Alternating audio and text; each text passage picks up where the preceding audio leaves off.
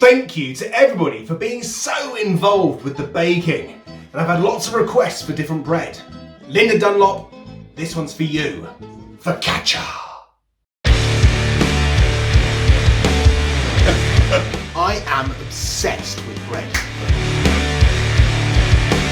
There's nothing quite like getting that perfect loaf.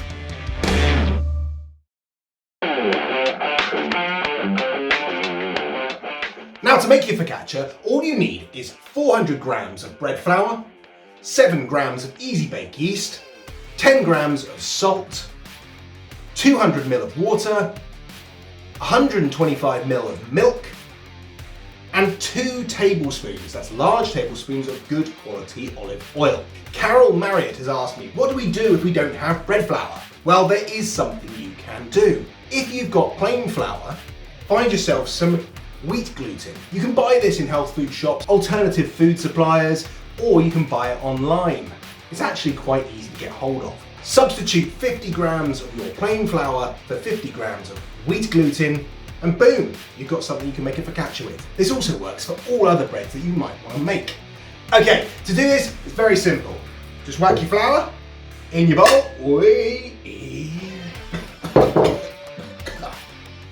Whack your yeast into your flour, give that a little bit of a shake, bit of a stir around, you know, the usual job.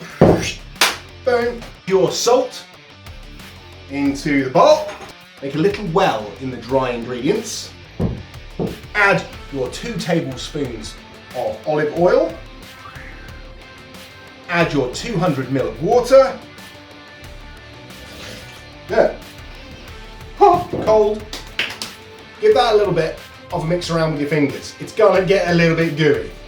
Mix that up. Then take your 125 ml of milk and add that to the dough as well. It's gonna be very sticky, look. That's fine, that's no problem.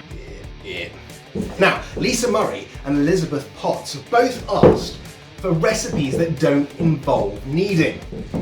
Now, you have to work glutens in bread some way. And there's 2 ways of doing this. One is using a mixer, which we'll be doing in a minute. 2, prove more times. You can put your ingredients together and then let it prove in the fridge. Every hour, take it out of the fridge, knock it back, turn it over, and put it back in the fridge again. Do that 4 or 5 times, and that will be the equivalent of giving it a good knead, but it does take longer. Good questions though. Right, our dough's looking a bit like that now. I'm getting it out just to show you because it's going to go back in the bowl into the mixer in a minute. But it's not very stretchy, it hasn't come together yet. What we need to do now is make that into a smooth dough. So what we're going to do, put it back in our bowl. This is a dough hook. If you haven't got a mixer that will take one of these, I thoroughly suggest you getting one. They're really worth it, especially if you can't knead your dough. Get yourself your mixer. Put it down and now let this mix in here for about 10 to 15 minutes. Put it on the lowest speed possible. You just want it to bend and twist the dough so it really works the glutens. It becomes elastic and stretchy. Right. Okay. Oh, look at that. That is looking much more stretchy and it sticks together as a ball of dough. Beautiful. All light and fluffy and stretchy and oh, yes, that's what we're after. Just gonna make this into a ball so we can leave this for its first proof. And to get the last little bits of this olive oil, put it on my hands, just give this a nice little pat on top. What I'm doing now is creating a nice little seal around the outside so that when it proofs, it doesn't go dry. Right, that's looking good. We're going to leave that now for about 30 minutes. And to stop it drying out even more, I'm going to take our little bowl, which we were mixing it in, put it over the top.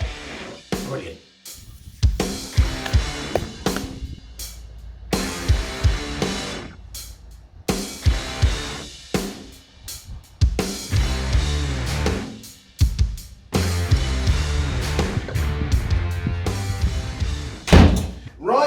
as you can see, it's grown in size, and that first proof has meant, you can see how it goes smooth and light and pillowy and stretchy.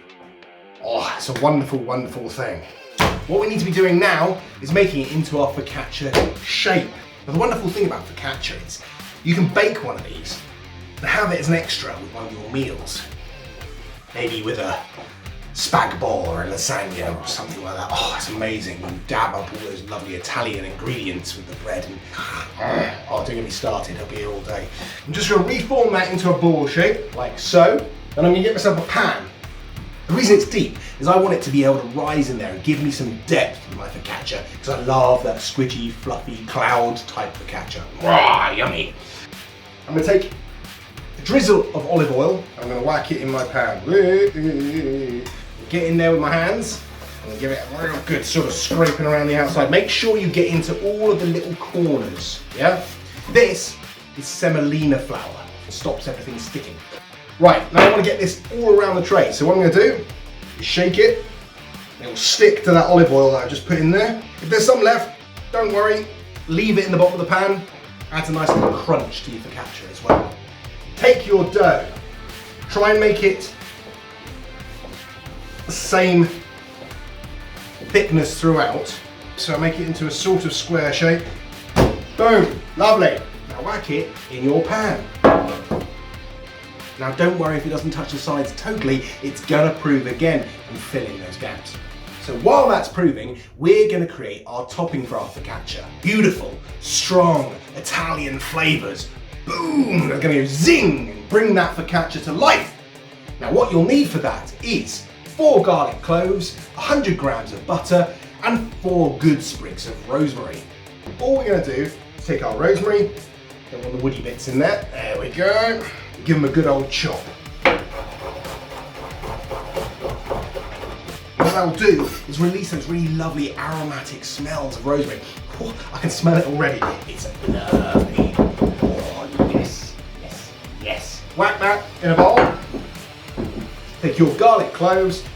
The best way to get into a garlic clove, just give it a bash, squeeze, then a chop. See, giving it a crush like that sort of helps it mash before you slice it, so it breaks it up a bit more. Now let's just add our butter. Now this is butter at room temperature. What you're trying to do is create like a really funky garlic butter. That's looking really good now. All we need to do next is put it onto our focaccia. But before we do that, there's a very special process. You want to make little holes in the dough as it's rising. It's as simple as take a finger and whack it in the dough. And you want to make them about a few centimetres apart, pushing into that dough right down to the bottom. What will happen is that butter with the garlic and the rosemary will seep into the bread. All that flavour will be absorbed as well, and that's exactly what you want with the focaccia. And with your topping, it's as simple as just grabbing bits of it and plopping it on top of the focaccia. Get it all on top of there. Lovely. Last but not least, a little bit of flaky salt and another sprig of rosemary for decoration. And there is your focaccia. Yum. That'll need to go into the oven for 20 minutes at 200 degrees C. And here it is, our focaccia, fresh out the oven. That is looking good. All that butter is seeped into the dough with those flavours from the garlic and the rosemary, and it's light and fluffy. Fantastic with all types of Italian food or on its own.